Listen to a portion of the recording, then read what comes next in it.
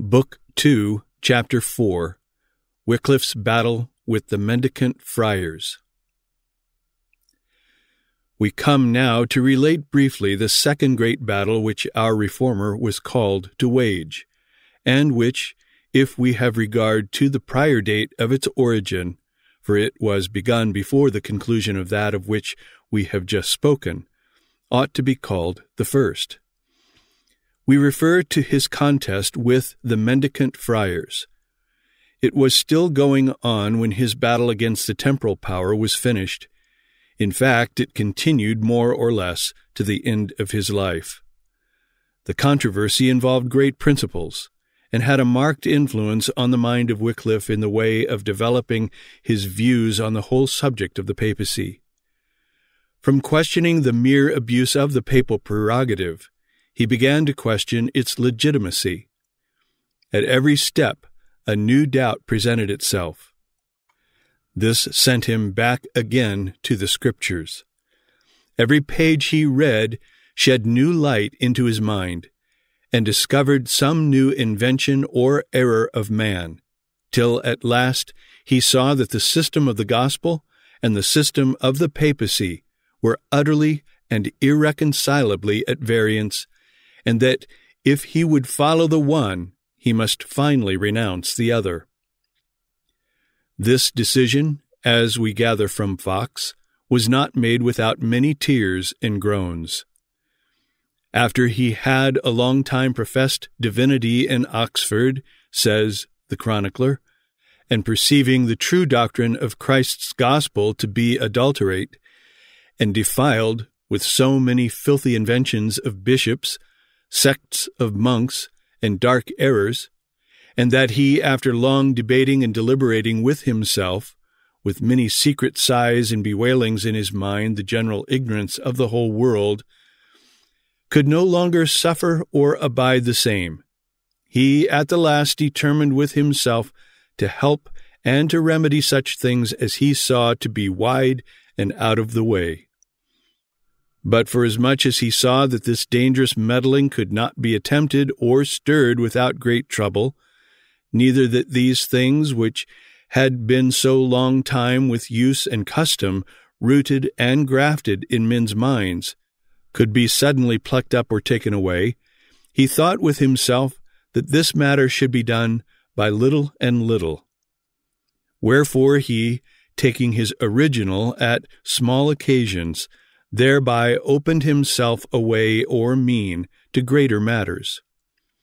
First, he assailed his adversaries in logical and metaphysical questions. By these originals the way was made unto greater points, so that at length he came to touch the matters of the sacraments and other abuses of the Church. The rise of the monastic orders, and their rapid and prodigious diffusion over all Christendom, and even beyond it, are too well known to require minute or lengthy narration. The tombs of Egypt, the deserts of Thebais, the mountains of Sinai, the rocks of Palestine, the islands of the Aegean and Tuscan seas, were peopled with colonies of hermits and anchorites who, fleeing from the world, devoted themselves to a life of solitude and spiritual meditation. The secularity and corruption of the parochial clergy, engendered by the wealth which flowed in upon the Church in early times, rendered necessary, it was supposed, a new order, which might exhibit a great and outstanding example of virtue.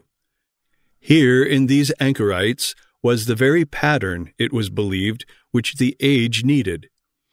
These men, living in seclusion or gathered in little fraternities, had renounced the world, had taken a vow of poverty and obedience, and were leading humble, laborious, frugal, chaste, virtuous lives, and exemplifying, in a degenerate time, the holiness of the gospel. The austerity and poverty of the monastery redeemed Christianity from the stain which the affluence and pride of the cathedral had brought upon it. So the world believed and felt itself edified by the spectacle. For a while, doubtless, the monastery was the asylum of a piety which had been banished from the world. Fascinating pictures have been drawn of the sanctity of these establishments. Within their walls, peace made her abode when violence distracted the outer world. The land around them, from the skillful and careful cultivation of the brotherhood, smiled like a garden, while the rest of the soil, through neglect or barbarism, was sinking into a desert.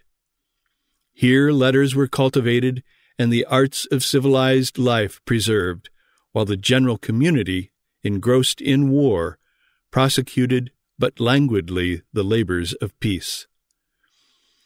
To the gates of the monastery came the halt, the blind, the deaf, and the charitable inmates never failed to pity their misery and supply their necessities. In fine, while the castle of the neighboring baron resounded with the clang of weapons or the noise of wassail, the holy chimes ascending from the monastery at morn and eve told of the devotions, the humble prayers, and the fervent praises in which the fathers passed their time. These pictures are so lovely, and one is so gratified to think that ages so rude and so ceaselessly buffeted by war had nevertheless their quiet retreats, where the din of arms did not drown the voice of the muses or silence the song of piety that we feel almost as if it were an offense against religion to doubt their truth. But we confess that our faith in them would have been greater if they had been painted by contemporary chroniclers instead of being mostly the creation of poets who lived in a later age. We really do not know where to look in real history for the originals of these enchanting descriptions. Still, we do not doubt that there is a measure of truth in them, that during the early period of their existence, these establishments did in some degree shelter piety and preserve art, did dispense alms and teach industry. And we know that even down to nearly the Reformation, there were instances of men who, hidden from the world, here lived alone with Christ and fed their piety at the fountains of the Word of God.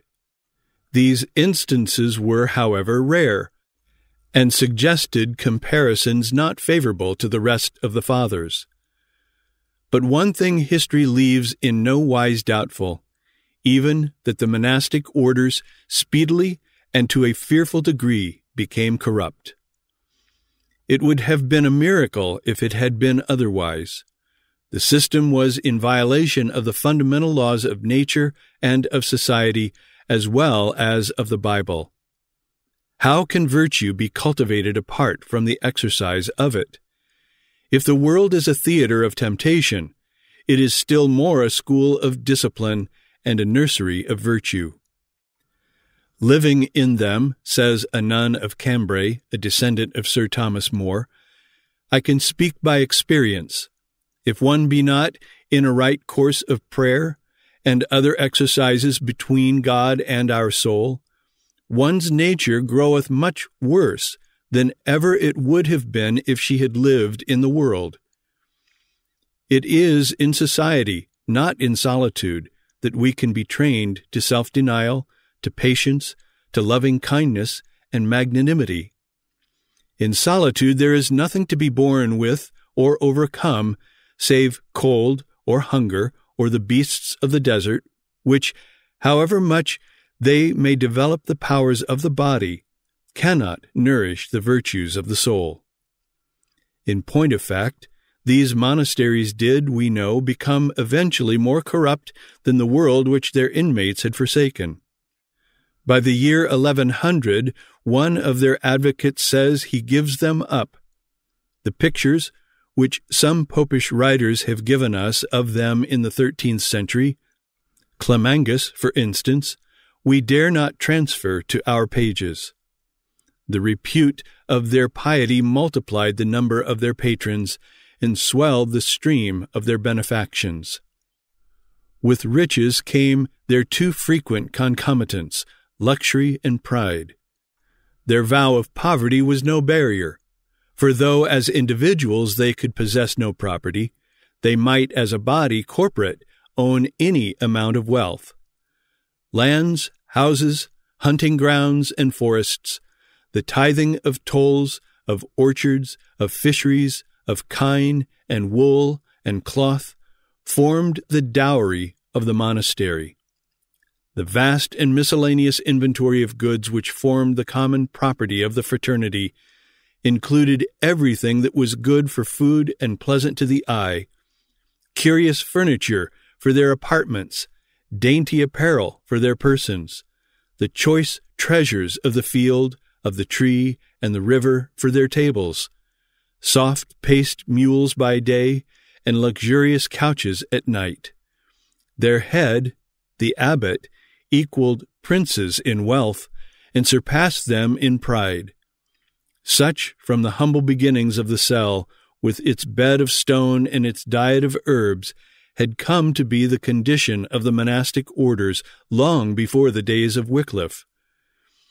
From being the ornament of Christianity, they were now its opprobrium, and from being the buttress of the Church of Rome, they had now become its scandal. We shall quote the testimony of one who was not likely to be too severe in reproving the manners of his brethren. Peter, abbot of Cluny, thus complains, "Our brethren despise God, and having passed all shame, eat flesh now all the days of the week, except Friday. They run here and there, and, as kites and vultures, fly with great swiftness where the most smoke of the kitchen is, and where they smell the best roast and boiled. Those that wilt not do as the rest, they mock and treat as hypocrites and profane. Beans, cheese, eggs, and even fish itself can no more please their nice palates. They only relish the flesh pots of Egypt. Pieces of boiled and roasted pork, good fat veal, otters and hares, the best geese and pullets, and, in a word, all sorts of flesh and fowl do now cover the tables of our holy monks. But why do I talk? Those things are grown too common. They are cloyed with them. They must have something more delicate. They would have got for them kids, harts, boars, and wild bears. One must for them beat the bushes with a great number of hunters, and by the help of birds of prey must one chase the pheasants and partridges and ring-doves, for fear the servants of God, who are our good monks, should perish with hunger." Saint Bernard in the 12th century wrote an apology for the monks of Cluny, which he addressed to William, abbot of St. Thierry. The work was undertaken on purpose to recommend the order, and yet the author cannot restrain himself from reproving the disorders which had crept into it. And having broken ground on this field, he runs on like one who found it impossible to stop. "I can never enough admire," says he, "how so great a licentiousness of meals, habits, beds, equipages, and horses can get in and be established, as it were, among monks."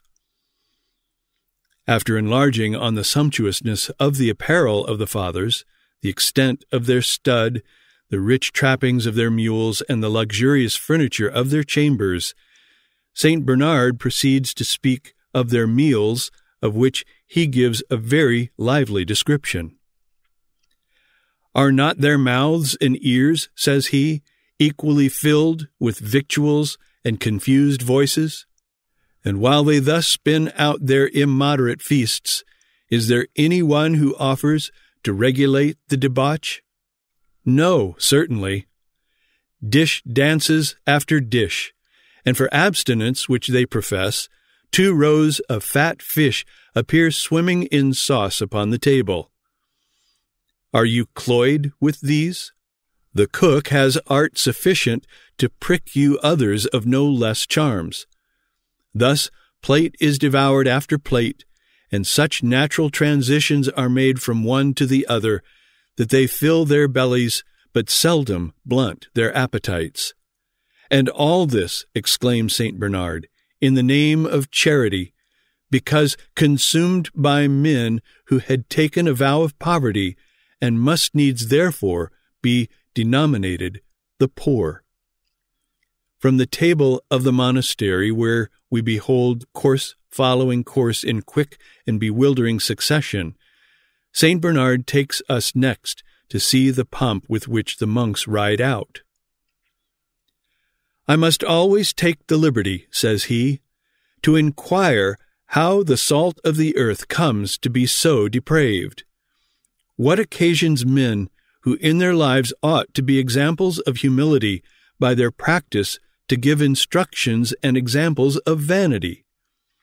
And to pass by many other things, what a proof of humility is it to see a vast retinue of horses with their equipage, and a confused train of valets and footmen, so that the retinue of a single abbot outshines that of 2 bishops. May I be thought a liar, if it be not true, that I have seen one single abbot attended by above 60 horse. Who could take these men for the fathers of monks and the shepherds of souls? Or who would not be apt to take them rather for governors of cities and provinces? Why, though the master be 4 leagues off, must his train of equipage reach to his very doors?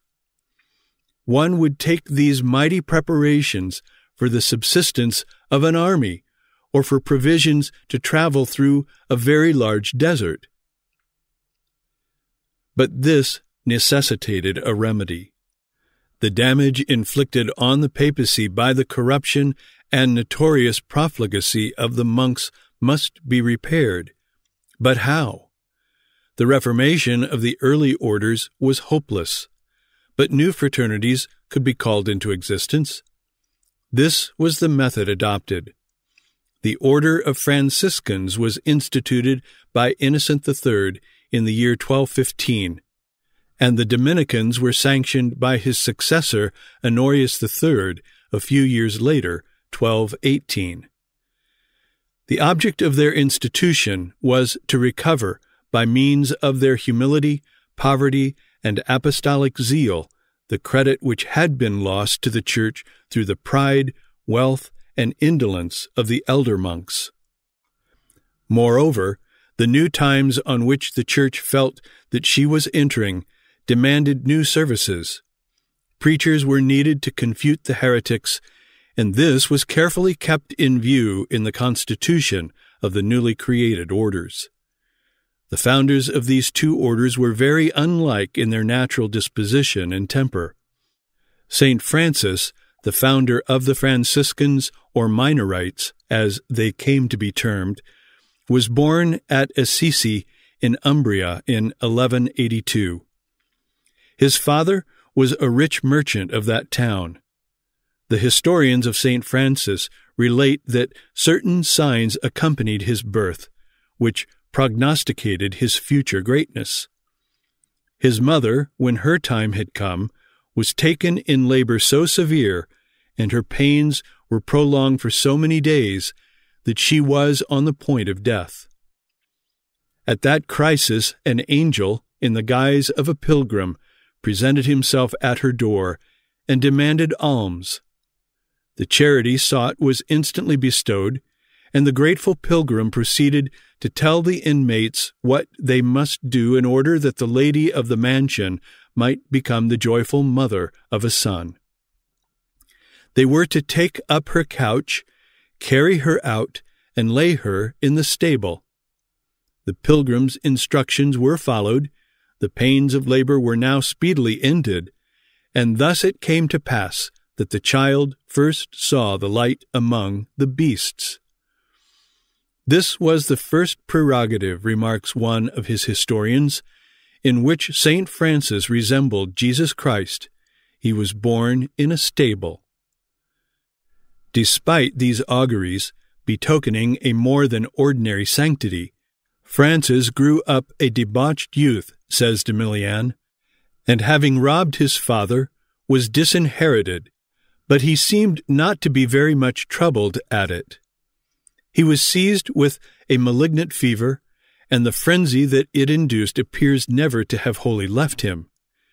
He lay down on his bed of sickness, a gay profligate and spendthrift, and he rose up from it entirely engrossed with the idea that all holiness and virtue consisted in poverty. He acted out his theory to the letter. He gave away all his property.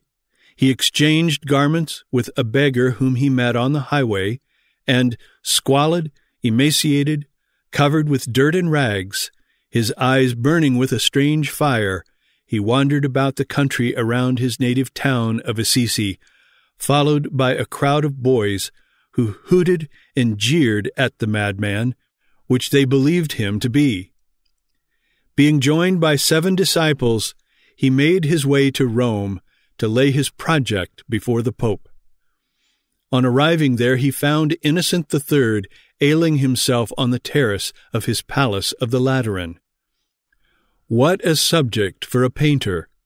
The haughtiest of the pontiffs, the man who, like another Jove, had but to nod, and kings were tumbled from their thrones, and nations were smitten down with interdict, was pacing to and fro beneath the pillared portico of his palace, revolving, doubtless, new and mightier projects to illustrate the glory and strengthen the dominion of the papal throne.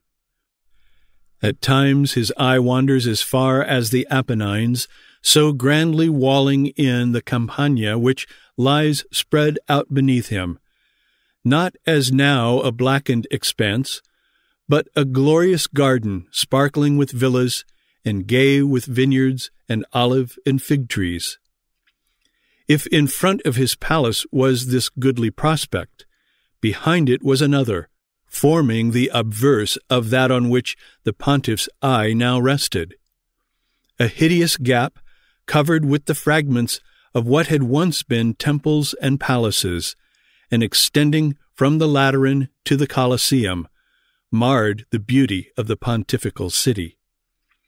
This unsightly spectacle was the memorial of the war of investitures, and would naturally carry the thoughts of Innocent back to the times of Hildebrand and the fierce struggles which his zeal for the exaltation of the papal chair had provoked in Christendom. What a tide of prosperous fortune had flowed in upon Rome during the century which had elapsed since Gregory VII swayed the scepter that Innocent now wielded. Not a pontificate, not a decade that had not witnessed an addition to the height of that stupendous Babel which the genius and statesmanship of all the popes from Gregory to Innocent had been continuously and successfully occupied in rearing. And now the fabric stood complete. For higher it was hardly possible to conceive of its being carried. Rome was now more truly mistress of the world than even in the days of the Caesars. Her sway went deeper into the heart and soul of the nations. Again was she sending forth her legates, as of old her proconsuls, to govern her subject kingdoms. Again was she issuing her edicts, which all the world obeyed. Again were kings and suppliant princes waiting at her gates. Again were her highways crowded with ambassadors and suitors from every quarter of Christendom.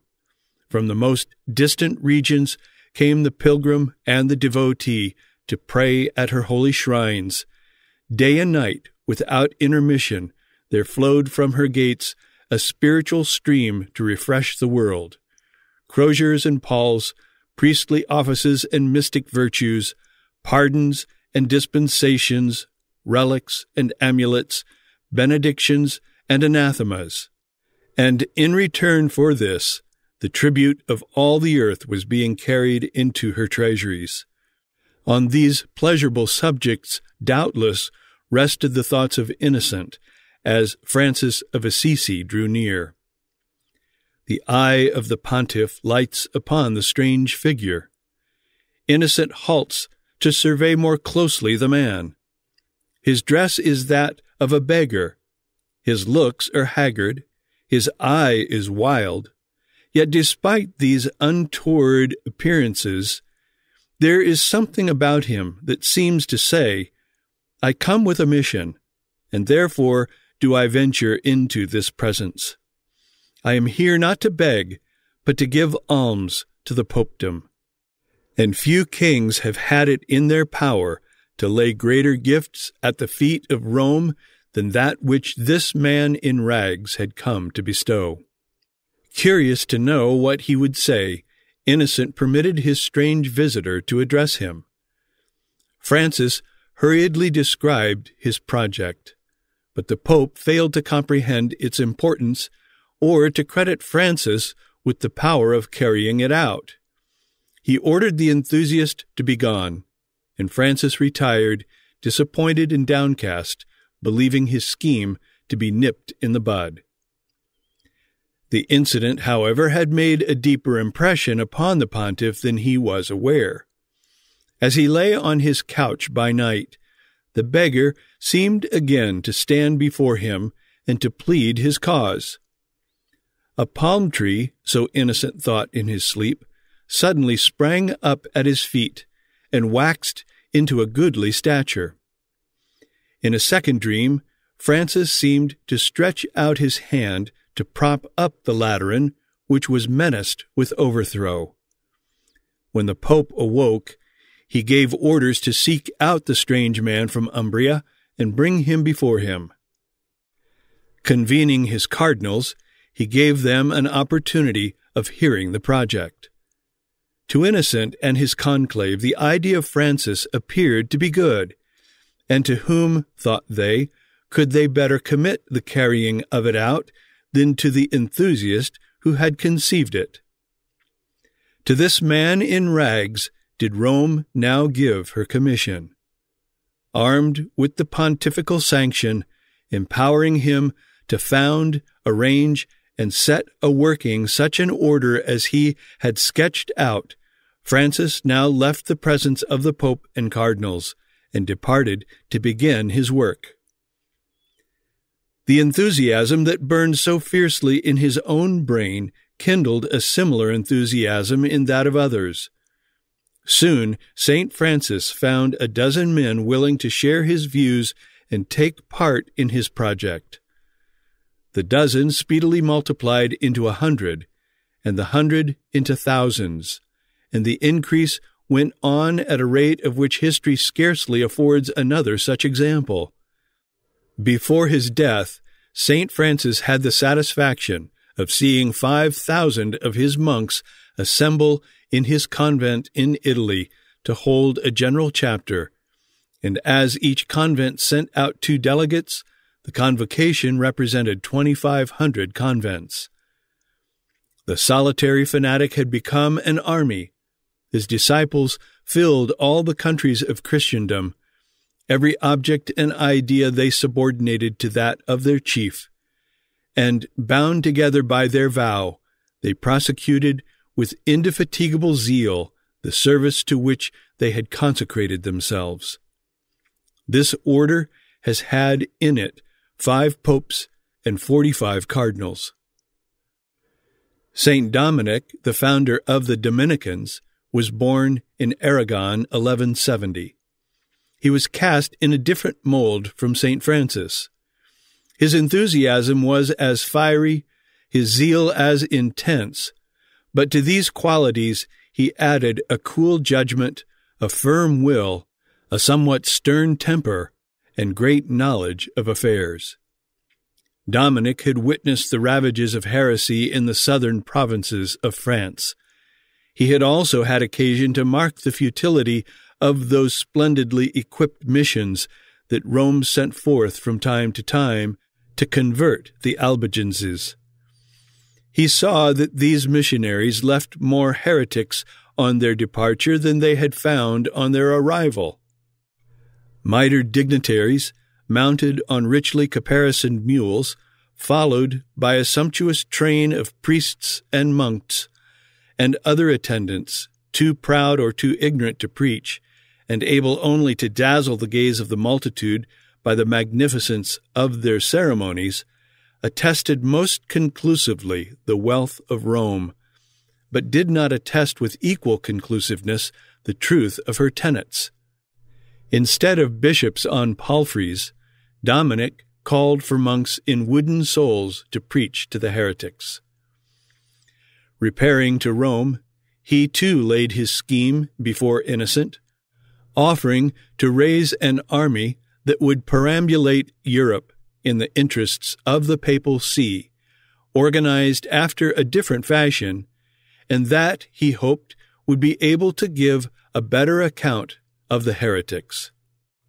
Their garb as humble, their habits as austere, and their speech as plain as those of the peasants they were to address, these missionaries would soon win the heretics from the errors into which they had been seduced.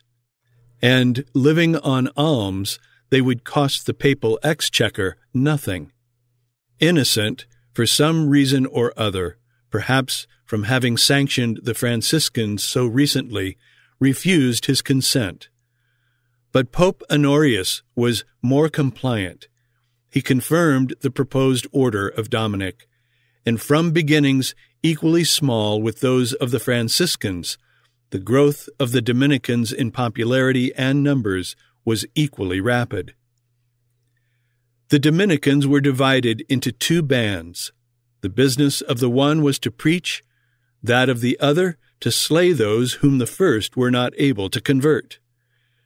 The one refuted heresy, the other exterminated heretics.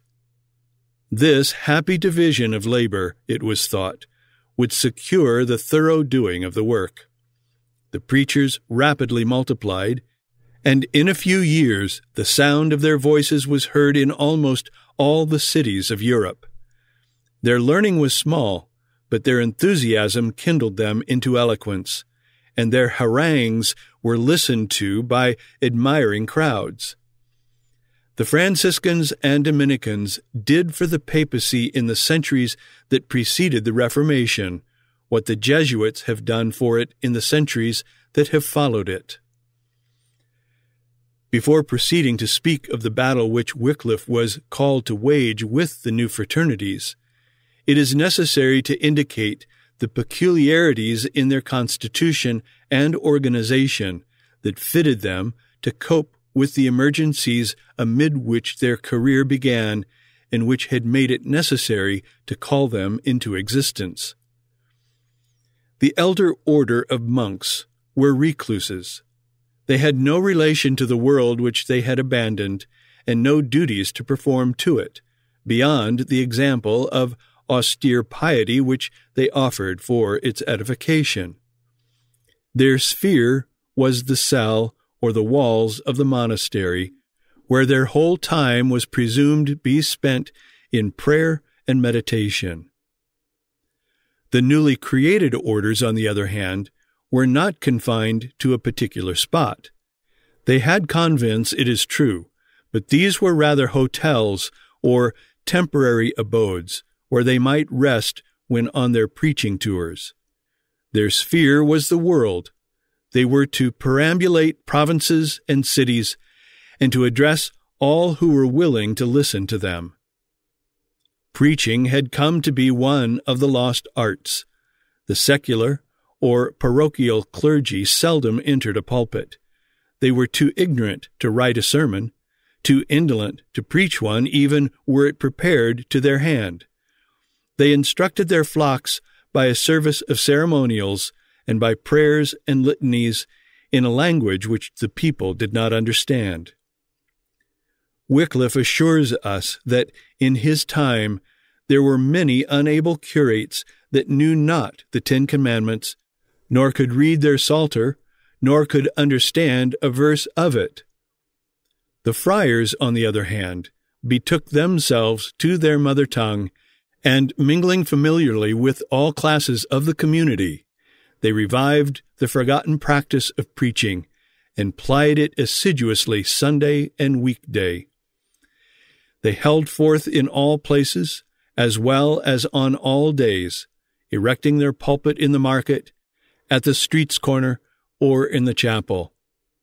In one point especially, the friars stood out in marked and advantageous contrast to the old monastic orders. The latter were scandalously rich, the former were severely and edifyingly poor. They lived on alms and literally were beggars, hence their name of mendicants. Christ and his apostles, it was affirmed, were mendicants. The profession, therefore, was an ancient and a holy one. The early monastic orders, it is true, equally with the Dominicans and Franciscans, had taken a vow of poverty. But the difference between the elder and the later monks lay in this, that while the former could not in their individual capacity possess property, in their corporate capacity they might and did possess it to an enormous amount. The latter, both as individuals and as a body, were disqualified by their vow from holding any property whatever. They could not so much as possess a penny in the world, and as there was nothing in their humble garb and frugal diet to belie their profession of poverty, their repute for sanctity was great, and their influence with all classes was in proportion. They seemed the very men for the times in which their lot was cast, and for the work which had been appointed them. They were emphatically the soldiers of the Pope, the household troops of the Vatican, traversing Christendom in two bands, yet forming one united army, which continually increased, and which, having no impediments to retard its march, advanced alertly and victoriously to combat heresy, and extended the fame and dominion of the Papal See. If the rise of the mendicant orders was unexampled in its rapidity, equally unexampled was the rapidity of their decline. The rock on which they split was the same which had proved so fatal to their predecessors: riches.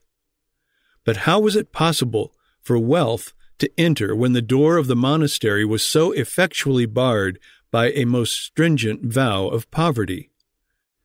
Neither as individuals nor as a corporation could they accept or hold a penny. Nevertheless, the fact was so. Their riches increased prodigiously, and their degeneracy, consequent thereon, was even more rapid than the declension which former ages had witnessed in the Benedictines and Augustinians. The original constitution of the mendicant orders remained unaltered. Their vow of poverty still stood unrepealed. They still lived on the alms of the faithful, and still wore their gown of coarse woolen cloth, white in the case of the Dominicans, and girded with a broad sash, brown in the case of the Franciscans, and tied with a cord of 3 knots. In both cases, curiously provided with numerous and capacious pouches in which little images, square bits of paper, amulets, and rosaries were mixed with bits of bread and cheese, morsels of flesh, and other victuals collected by begging. But in the midst of all these signs of poverty, and of the professed observance of their vow, their hoards increased every day. How came this? Among the brothers were some subtle intellects who taught them the happy distinction between proprietors and stewards. In the character of proprietors, they could possess absolutely nothing. In the character of stewards, they might hold wealth to any amount, and dispense it for the ends and uses of their order. This ingenious distinction unlocked the gates of their convents, and straightway a stream of gold, fed by the piety of their admirers, began to flow into them. They did not, like the other monastic fraternities, become landed proprietors, this kind of property not coming within the scope of that interpretation by which they had so materially qualified their vow. But in other respects, they claimed a very ample freedom. The splendor of their edifices eclipsed those of the Benedictines and Augustinians. Churches which the skill of the architect and the genius of the painter did their utmost to glorify, convents and cloisters which monarchs might have been proud to inhabit, rose in all countries for the use of the friars. With this wealth came a multiform corruption, indolence, insolence, a dissolution of manners, and a grievous abuse of those vast privileges and powers which the papal see, finding them so useful, had heaped upon them. "It is an awful presage," exclaims Matthew Paris, only 40 years after their institution, "that in 300 years, nay, in 400 years and more, the old monastic orders have not so entirely degenerated as these fraternities." Such was the state in which Wicliffe found the friars. Nay, we may conclude that in his time the corruption of the mendicants far exceeded what it was in the days of Matthew Paris, a century earlier. He found, in fact, a plague fallen upon the kingdom, which was daily spreading and hourly intensifying its ravages. It was in 1360 that he began his public opposition to them. The Dominican friars entered England in 1321. In that year, Gilbert de Fresnay and 12 of his brethren settled at Oxford. The same causes that favored their growth on the continent operated equally in England, and this little band recruited their ranks so rapidly that soon they spread their swarms over all the kingdom. 43 houses of the Dominicans were established in England, where, from their black cloak and hood, they were popularly termed the Black Friars. Finding themselves now powerful, they attacked the laws and privileges of the University of Oxford, where they had established themselves, claiming independence of its jurisdiction. This drew on a battle between them and the college authorities. The first to oppose their encroachments was Fitzralph Armacanus, who had been appointed to the chancellorship of Oxford in 1333, and in 1347 became Archbishop of Armagh. Fitzralph declared that under this pestiferous canker, as he styled mendicancy, everything that was good and fair, letters, industry, obedience, morals, was being blighted. He carried his complaints all the way to Avignon, where the popes then lived, in the hope of effecting a reformation of this crying evil. The heads of the address which he delivered before the pontiff were as follow: that the friars were propagating a pestiferous doctrine subversive of the testament of Jesus Christ, that owing to their machinations the ministers of the Church were decreasing, that the universities were decaying, that students could not find books to carry on their studies, that the friars were recruiting their ranks by robbing and circumventing children, that they cherished ambition under a feigned humility, that they concealed riches under a simulated poverty, and crept up by subtle means to be lords, archbishops, cardinals, chancellors of kingdoms, and privy councillors of monarchs. We must give a specimen of his pleading before the pontiff, as Fox has preserved it. By the privileges, says Armacanus, granted by the popes to the friars, great enormities do arise. Among other abuses, he enumerates the following: the true shepherds do not know the faces of their flock.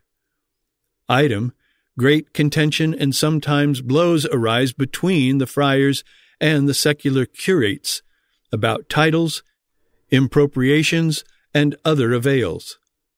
Item, diverse young men, as well in universities as in their fathers' houses, are allured craftily by the friars, their confessors, to enter their orders, from whence also they cannot get out, though they would, to the great grief of their parents, and no less repentance to the young men themselves. No less inconvenience and danger also by the said friars riseth to the clergy, for so much as laymen, seeing their children thus to be stolen from them in the universities by the friars, do refuse therefore to send them to their studies, rather willing to keep them at home to their occupation, or to follow the plough, than so to be circumvented and defeated of their sons at the university, as by daily experience doth manifestly appear. For whereas in my time there were in the University of Oxford 30,000 students, now there are not to be found 6,000. The occasion of this great decay is to be ascribed to no other cause than the circumvention only of the friars above mentioned. As the consequence of these very extraordinary practices of the friars, every branch of science and study was decaying in England. For that these begging friars, continues the Archbishop, through their privileges obtained of the popes to preach, to hear confessions, and to bury, and through their charters of impropriations, did thereby grow to such great riches and possessions by their begging, craving, catching, and intermeddling with church matters, that no book could stir of any science, either of divinity, law, or physic, but they were both able and ready to buy it up. So that every convent having a great library, full, stuffed, and furnished with all sorts of books, and being so many convents within the realm, and in every convent so many friars increasing daily more and more, by reason thereof it came to pass that very few books or none at all remain for other students. He himself sent to the university 4 of his own priests or chaplains, who sent him word again that they neither could find the Bible nor any other good profitable book of divinity profitable for their study, and so they returned to their own country. In vain had the Archbishop undertaken his long journey. In vain had he urged these complaints before the pontiff at Avignon. The Pope knew that these charges were but too well-founded, but what did that avail? The friars were indispensable to the Pope. They had been created by him. They were dependent upon him. They lived for him. They were his obsequious tools, and weighed against the services they were rendering to the papal throne, the interests of literature in England were but as dust in the balance. Not a finger must be lifted to curtail the privileges or check the abuses of the Mendicants.